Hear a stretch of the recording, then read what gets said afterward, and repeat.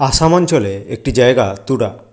সেখানে একটি পরিবার, স্ত্রী দীপালি সাহা এবং স্বামী অনিশ সাহা। 7 বছর হলো বিয়ে হয়েছে তাদের। কিন্তু দীপালি সাহার তার স্বামীকে নিয়ে এক অদ্ভুত আশঙ্কা লেগেই থাকে, কোনোভাবেই সরাতে পারেন না মাথা থেকে। তাঁর সবসময় মনে হয় স্বামীর কোনো একটা বড় বিপদ রয়েছে, কিছু তো একটা ঘটবে যা তিনি আবছা দেখতে পান কিন্তু বুঝতে পারেন না। অজানা আশঙ্কায় বুক কেঁপে ওঠে। 2023 সালের 10ই ফেব্রুয়ারি পূজনীয় অবিন দাদার তুরাতে আসার দিন স্থির হয়। প্ল্যান অনুযায়ী তুরা মন্দিরে একদিন থেকে অবিন্দা যাবেন শিলং মন্দিরে। অবিন দাদার ঠিক আসার আগে দীপালি সাহার স্বামী অনিশ সাহা একবার দেওঘরে যান। তাকে দেখে আচার্যদেব বলেছিলেন, অবিন তুরা যাচ্ছে, তুই নংস্টইন হয়ে শিলং যাবি। যাই হোক, তারপর এলো সেই শুভ দিন 2023-এর 10ই ফেব্রুয়ারি। যথারীতি অবিন দাদা তুরা সৎসঙ্গ মন্দিরে আসেন এবং রাত্রিবাসও করেন। সকালে অবিন দাদাকে দীপালি সাহা জানালেন তার স্বামীকে নিয়ে হতে থাকা আশঙ্কাগুলোর কথা। বিয়ের পর থেকে গত 7 বছর ধরে হতে থাকা দুশ্চিন্তার কথা মন উজাড় করে সব জানালেন তাকে। বললেন, আমার স্বামীর কখনো যদি কিছু ঘটে যায় আমি কিভাবে থাকবো, কী নিয়ে চলবো। জানালেন, আমার স্বামী যে আপনার সাথে যাচ্ছে শিলং সেটাও আমার দুশ্চিন্তা, যদি রাস্তায় কোনো বিপদ ঘটে যায়। অবিন দাদা সব কথা শুনে বললেন, কিছু হলে আমরা আছি তো। এরপর অবিন্দা শিলংয়ের উদ্দেশ্যে রওনা হলেন। তুরা থেকে শিলং যাওয়ার দুটো রাস্তা রয়েছে, একটি রাস্তা আসাম হয়ে, আরেকটি রাস্তা মেঘালয় পাহাড় হয়ে। পরম পূজ্যপাদ আচার্যদেব অবিন্দাকে বলে দিয়েছিলেন পাহাড়ের রাস্তায় যেতে। যাই হোক, আচার্যদেবের আদেশ মতোই তুরা থেকে শিলং যাওয়া ঠিক হয়েছে পাহাড়ের পথে। যাওয়ার সময় অনিশ সাহাদার গাড়ি সবার প্রথমে এবং তারপরে থাকবে পূজনীয় অবিন দাদার গাড়ি, তারপরে পিছনে আরও 20টা গাড়ি। গারো পাহাড় পার করলে আসে খাসি পাহাড়। এখানকার রাস্তাগুলো খুবই আঁকাবাঁকা, ভয়াবহ, নিচে পড়লে রক্ষে নেই। গাড়িসহ মানুষের চিহ্ন আর খুঁজে পাওয়া যায় না। সময়টা ঠিক সন্ধে, সবে সন্ধ্যা প্রার্থনা শুরু হয়েছে। ঠিক সেই মুহূর্তে অনিশ সাহাদার গাড়ি চলতে চলতে এমন একটা জায়গায় এলো এবং গাড়ির এতটাই স্পিড ছিল আর রাস্তাটায় এমনই বাঁক ছিল যে গাড়ি আর টার্নিং নিতে পারল না। গাড়ি চলে গেল রাস্তার বাইরে। ছড়িয়ে পড়ল আতঙ্ক।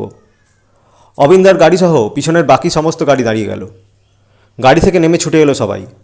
তারা হয়তো ভেবেছিল গাড়ির ভিতরে থাকা মানুষগুলোর অস্তিত্বই আর আছে কিনা।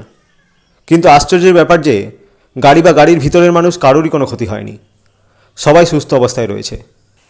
কারণ টার্নিংয়ের ঠিক সেই জায়গাতেই পাহাড়ের প্রকৃতি অনুযায়ী কোনো খাদ ছিল না।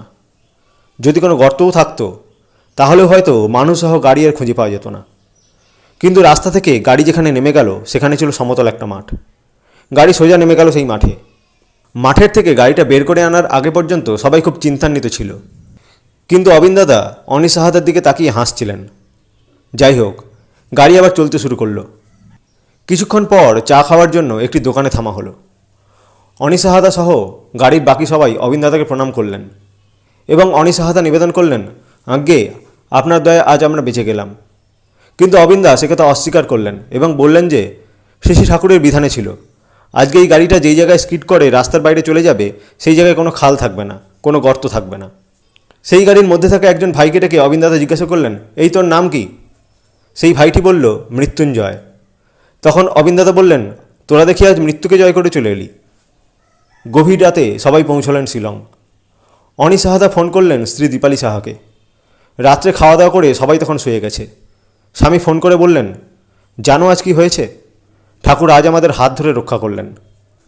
তারপর পুরো ঘটনা যখন ফোনে জানান, স্ত্রী বাকরুদ্ধ হয়ে শুনলেন কথাগুলো।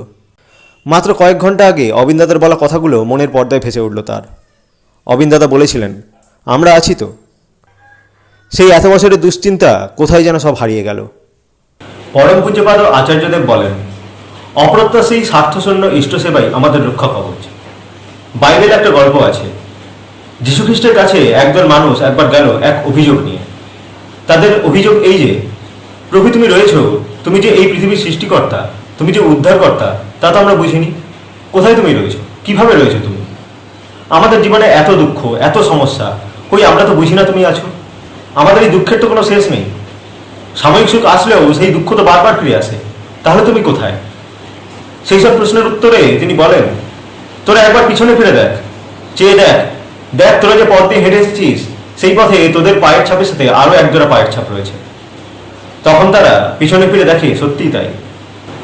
তবে কিছু কিছু জায়গায় এসে সেই দ্বিতীয় জোড়া পায়ের ছাপ আর নেই। তারা আবার প্রশ্ন করে, কই আমাদের দুঃখ কষ্টের সময় তুমি কোথায় ছিলে? ওখানে তো আমরা সেই সময় একাই অতিক্রম করে এসেছি। ভগবান যীশুখ্রিস্ট তাদের বললেন, ওরে মূর্খ, তোদের এই দুঃখের দিনে যে একজোড়া পায়ের ছাপ দেখছিস ওটা আমারই। তোদের ঘোর বিপদের দিনে আমি তোদের কোলে করে নিয়ে সেই সময় পার করেছি।